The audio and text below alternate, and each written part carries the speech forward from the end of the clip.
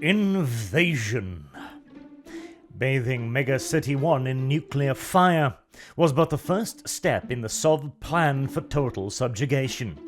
The North Sector was set as the initial invasion target, as it was already crippled by block mania. City defense resistance was expected to be light and sporadic, whilst the judges, those that still remained sane, would be exhausted after days of fighting against their own population. Even so, the Sovs were taking no chances. The vanguard of the invasion was wing after wing of converted Strato 5 strategic bombers. Their internal weapons bays converted to enormous pressurized tanks, filled with a lethal nerve agent. Like crop dusters, they slid with impunity over the weakened and disorganized defenders, still too busy fighting one another to do anything about the low-flying aircraft, spreading their toxic fog across the ruins of North Sector. In comparison to the nuclear bombardment, casualties were few, only in the tens of thousands, just enough to clear all possible opposition from the initial landing zones.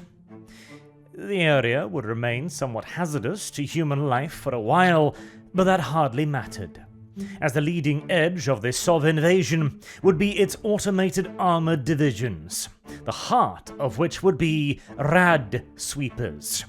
Enormous tanks designed to eradicate life in vast swaths of the cursed earth, with overwhelming firepower and armor. Their wide and tall tracks making a mockery of the difficult terrain of countless blasted city blocks. Following the Rad Sweepers came hordes of quad-legged Carpo MF-7s, with torso-mounted rapid-fire lasers and electrified manipulator arms. They would serve as the assault troops, cleaning up pockets of resistance bypassed by the tank divisions. Only then would the infantry, the Sov judges, follow. Their primary purpose not to fight, but to secure the ground gained and begin the preparations for a full takeover of Mega City 1. It was hardly a subtle strategy, and the Sov deployment was quickly detected and radioed out across the Justice Network. But knowing about them and their landing zones and being able to do anything about them were two very different things. After days spent fighting the block mania, the judges were low on resources, endurance, and numbers. Nevertheless, those able to do so raced to the scene and gathered up whatever strength they could, riders joining the surging horde in an organic, unplanned, and unconsidered lightning offensive, with every judge arriving at the same exact notion. Their best hope to repel the invasion was to attack the landing zones now, when there was still only a minimum of hostile forces on the ground. A brave attempt, yet ultimately futile.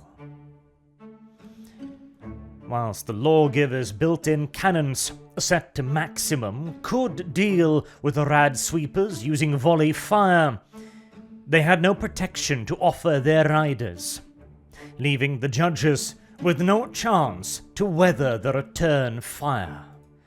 The frantic groups of judges inflicted casualties on the landing Sov armored elements, but they were never even close to stopping them. Meanwhile, in the Northern Justice Command bunker, what little remained of the judges' leadership, now under Dredd, weighed their options, of which there were precious few. The military scenario of a massed ground invasion of Mega City 1 had never been seriously considered. In a world of 1,000 nuclear devices aside, there seemed no realistic alternative to mutually assured destruction. And so whilst each judge was superbly trained and equipped with the best the city could offer, they were in the end just that, individuals. 1,000 brave heroes in the face of an overwhelming, relentless, mechanical army. the closest the city had to a regular, organized armed force, with the heavy vehicles required to meet the Rad Sweepers punch for punch, was the Space Corps, as it was tasked with maintaining Megacity 1's influence in the deep reaches of space. But the Space Corps barely even existed anymore, as the war in space had been resolved fully to the Soviets' favor. There were no divisions, no regiments, no battalions at Judge Dredd's command, and so he issued the only order he could for improvised asymmetrical warfare. David versus Goliath, all-out guerrilla war. Even as the words left his mouth, I imagine Dredd himself knew better than anyone that it wasn't much of an order. Fight till you can't fight no more style. But it was the best that could be done, especially as, even as the order went out, Soviet mechanized elements were battering down the North Command bunker doors.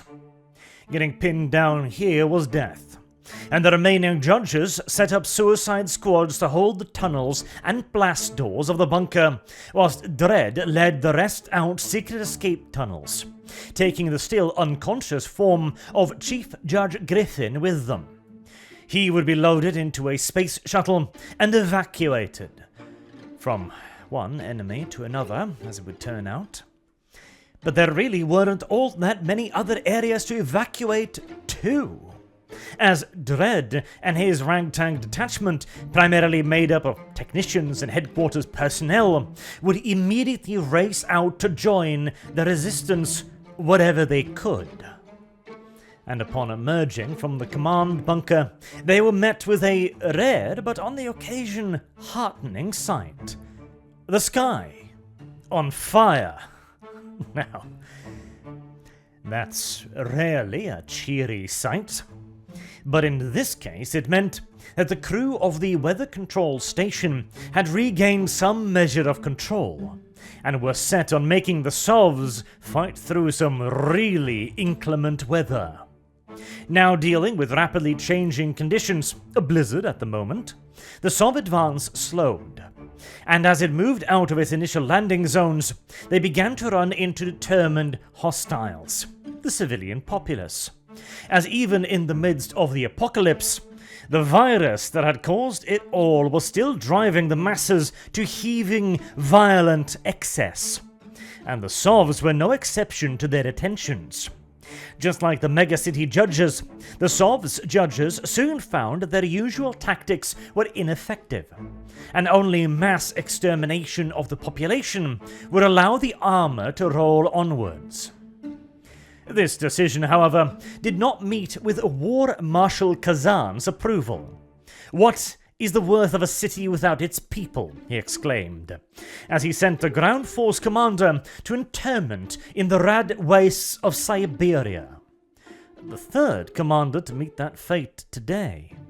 And with a second order, the Strato 5s once more streaked in across the city, this time deploying a very different kind of payload: the Block Mania counter-agent, freeing the torn remnants of the population from their madness. Though, seeing the devastation all around them, many who moments earlier had been killing without mercy might have preferred if the bombers had been delivering yet more nerve gas. Several would get their wishes of an immediate end granted in one way or another, as the city was now littered with near instantly lethal radiation zones. The insidious areas that had suffered from the previous nuclear barrage would kill anyone that stepped into them within minutes, even if it would take hours for the radiation to actually finish the job. With no organized medical services remaining, and no way for the judges to cordon off the affected areas, it was sheer dumb luck for the countless columns of desperate survivors as to whether they were trudging towards salvation or damnation. Mercy for the latter was a quick death from a judge's pistol, The best hope for far too many in the city on that day. At least with the madness gone, some hope returned for organized resistance. The city deaf formations had expended much of their ammunition and resources in the craze, but those who remained flocked to the judge's side, the need for revenge outweighing any desire for self-preservation. And Dredd sure could use them. Now, with some semblance of numbers, a few judges could be detached to form ragtag formations of city deaf, to give them leadership and direction. It wasn't much of an army, but a pseudo-organized militia was a lot better than a hostile populace constantly taking pot shots at the few remaining judges. And frankly, the city defense forces didn't need to be all that good. All they needed to do was stand where the judges told them to and die when required to do so. Now freed to carry out more aggressive maneuvers, the judges began forming into strike forces, with the aim to go after strategic objectives, which Dredd identified as the northern mega highway arteries. Right now, the Sovs were moving armor and troops by the thousands down the city's extensive road network, whilst pacifying the population with hypnotic leaflets. Not very effective by themselves, the tiny hypnotic emitters worked wonders on the tired and desperate minds of the huddled survivors, ready to grasp onto any straw for safety and succor. Leave the civvies to do what they please. The judges were of the opinion that there was no need to make it too easy for the invaders. And if the mega city highways could be cut, then at least the massed advance of heavy elements into the other sectors would be slowed dramatically. In order to do this, the judges sped ahead of the columns of refugees on their bikes, mined the overpasses for detonation, and preferably blew them up with a few Soviets on top of them wherever possible. But the opposition was not completely clueless either. Sov judges' elements with supporting armor had rushed forward to secure the junction near Block Dan Tana, ground zero for the block wars, and was holding this critical junction open against the megacity judges' efforts to destroy it. They were going to need something special, and Judge Peria provided it: stub guns. These absurdly high-powered output personal weapons had been developed in West Lab 17, presumably as a joke, as the design document demanded a handheld weapon capable of slicing strategic bombers in half. I imagine the scientists had a good laugh at that, but nevertheless got to work. And they did manage it. In theory, at least.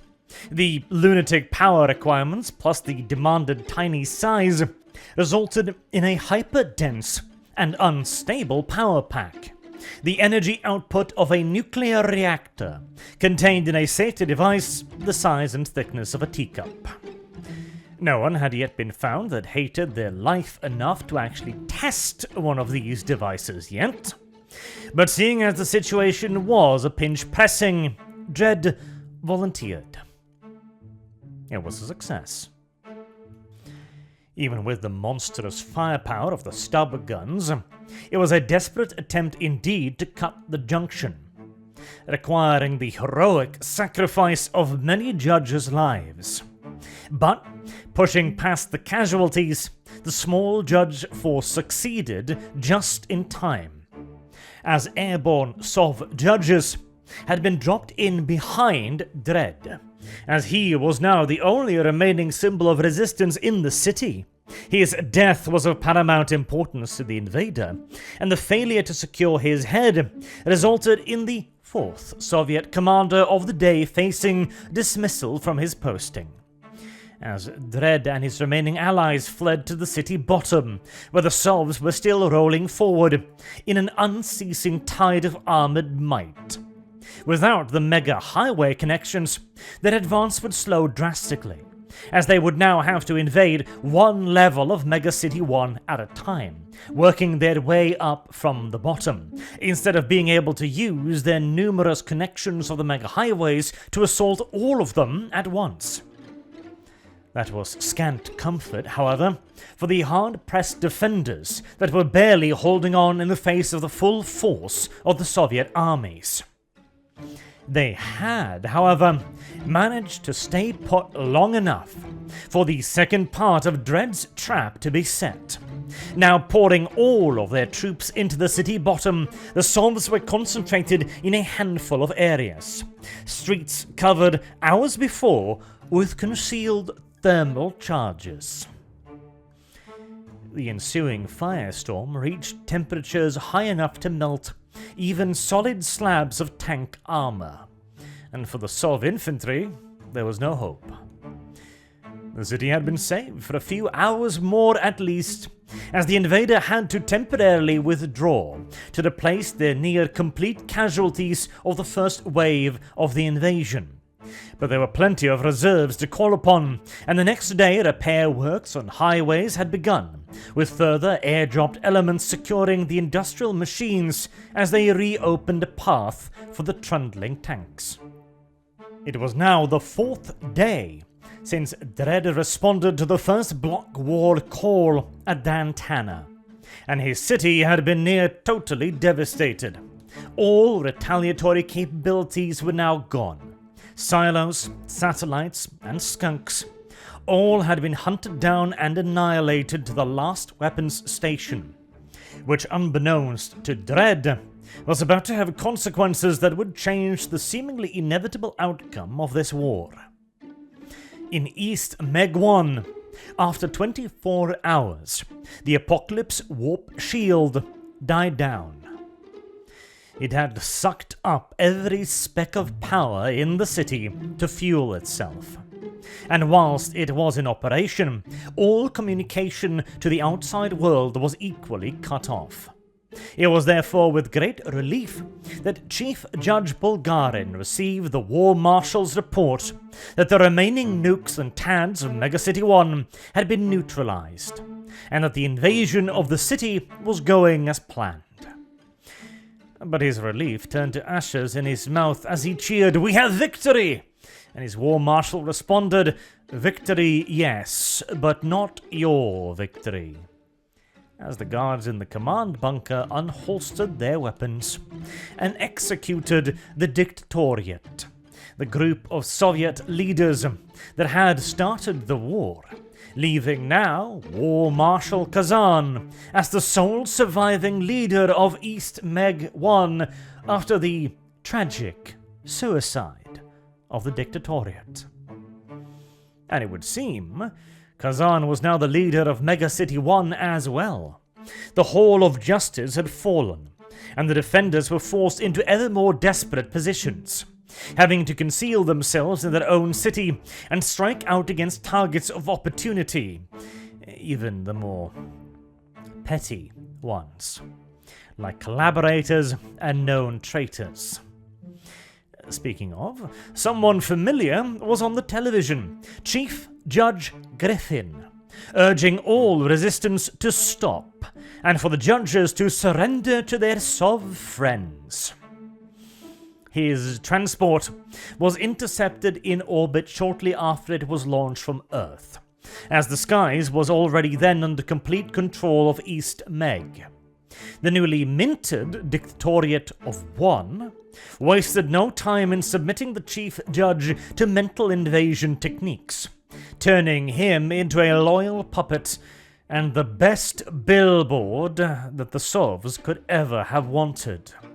The propaganda value of this was immeasurable, and forced Judge Dredd to concoct a crazy plan to assassinate his old teacher, live on television in front of the entirety of Megacity 1's population, robbing the Soviets not only of their pliant puppet, but also instilling in those still fighting with the absolute certainty that so long as Judge Dredd still lived, the law still lived.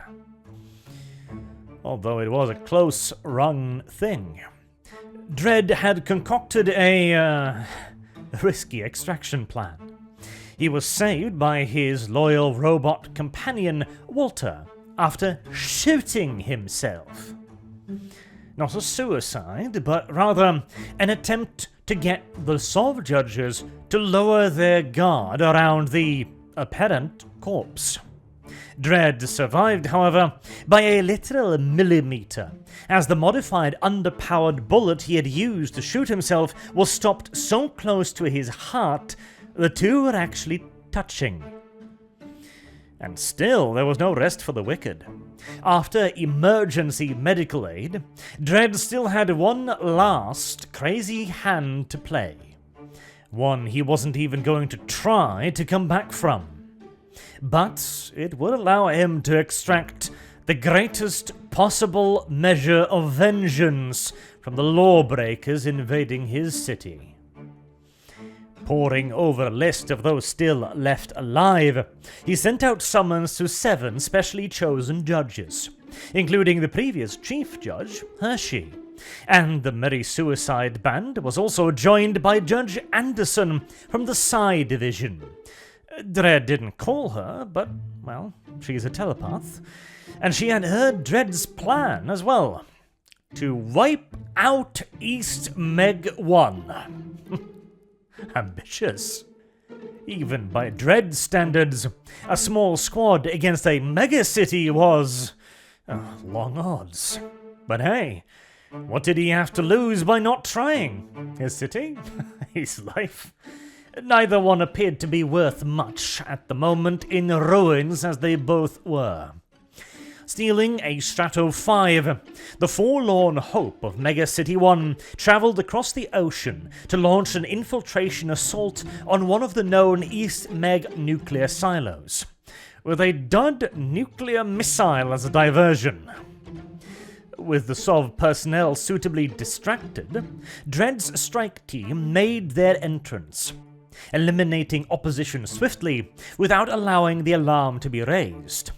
The initial plan was to burn their way into the Central Launch Command, but, well, not all plans go as planned. But a little bit of civility often goes a long way, and today it even saved the day.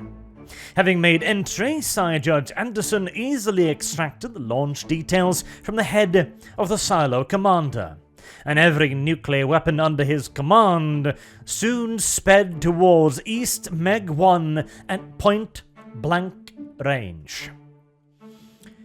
With less than 14 seconds to react, the city was as good as defenseless.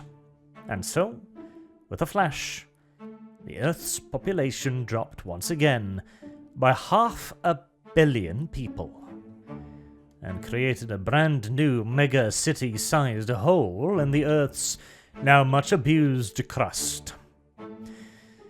Stranded, with no means of escape, being within a Soviet bunker and everything, Dredd handed his pistol over to the commander of the Soviet bunker and ordered his squad to do the same. They were soon arrested, offering no further resistance at all, knowing that to do so would be to simply die.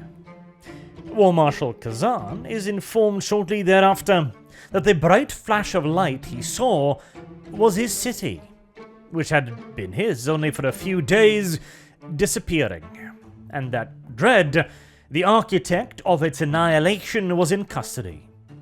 Kazan extended his usual congratulations, ordering the prisoners handed over to his custody, before the silo and all its crew were ordered to enter back inside and initiate the self-destruct sequence.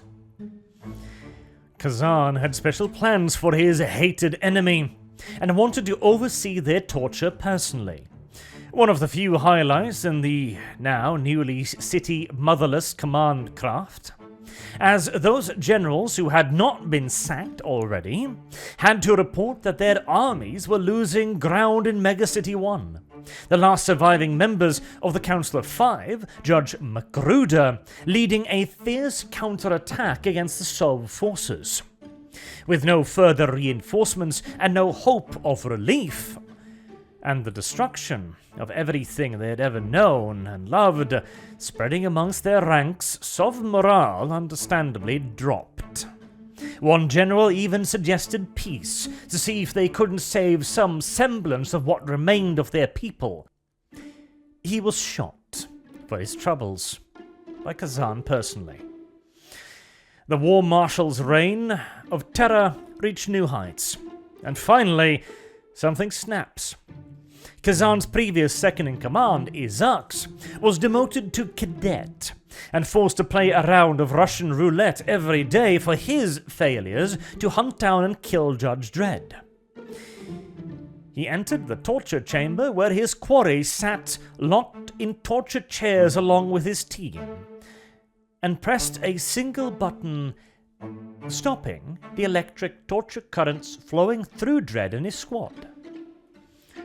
He then releases Judge Dredd from his restraints, hands him a weapon, and informs him that War Marshal Kazan is on the bridge. As Judge Dredd walks to the command bridge, Izak announces over the intercom that he released Dredd, and not a single Sov judge on board lifts a weapon to stop him. On the bridge, hearing Izak's announcement, Kazan shouts for his generals to arm themselves and protect him against Dredd. They instead restrain him, confiscate his sidearm, and as Dredd arrives on the bridge, a war that started with 1,000 nukes ends with a single gunshot, and Sov unconditional surrender. It really was a case of the dying man surrendering to the cripple. Mega City 1 didn't even have enough prison cells, ISO blocks, to hold all of the Soviet prisoners of war. They could only hold a tiny portion of them. The rest they decided to simply let go. They would fly them back to the now crater that used to be East Meg 1 and dump them unceremoniously on the edges, where those with the wit still remaining to them beginning the long walk over to East Meg 2, the second of the large Soviet megacities. As for Mega City 1, where to even begin? The city's population had been cut in half.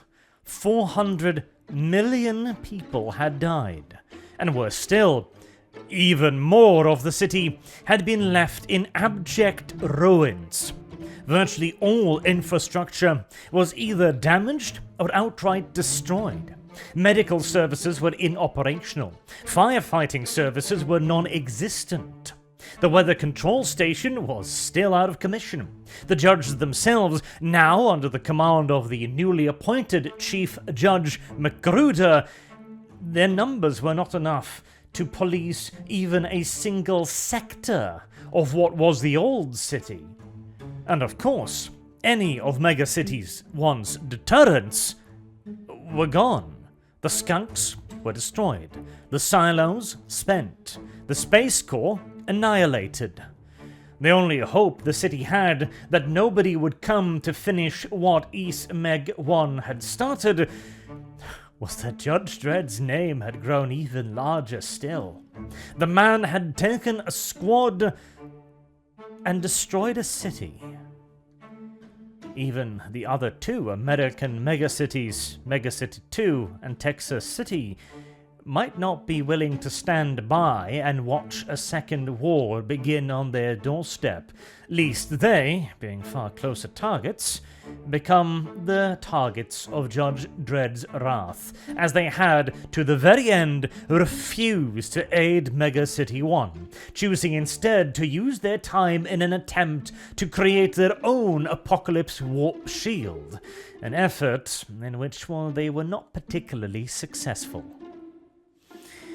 It would take a very long time before Mega City 1 even managed to arrive at an equilibrium again, as now 400 million people need to live in an area that could barely support 100.